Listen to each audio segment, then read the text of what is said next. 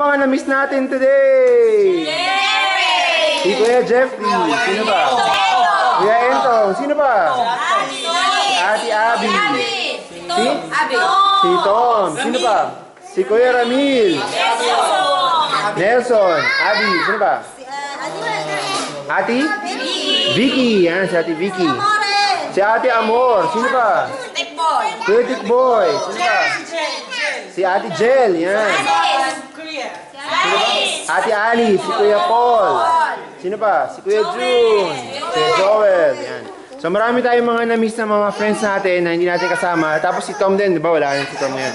Pero meron pa rin isa tayong kaibigan na magsi-celebrate ng birthday niya. So awitan naman natin ang kanta si Ate Chris. Ay, si Pastor Ed na pala. Pastor Ed! Yan. Sige, yan. Si Pastor Ed. Pero babalik naman kasi si Pastor Ed. Alam naman natin na ano. Sige. Okay, awitan natin si Ate Chris ng happy birthday. 1, 2, 3!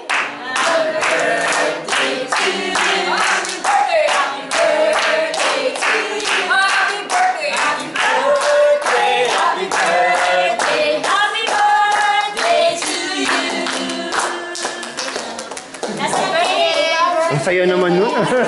Ay, isa pa, yung mas masaya. 1, 2, 3. Happy.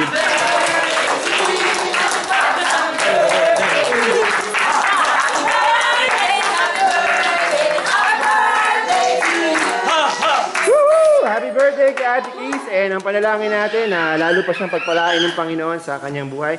Hindi man natin siya makasama ngayon kasi dahil sa trabaho niya. Ang prayer natin na gabayan siya ng Panginoon lagi. Galing, no? Parang may nagsasalita voice over. Okay, and you are listening to. Alright.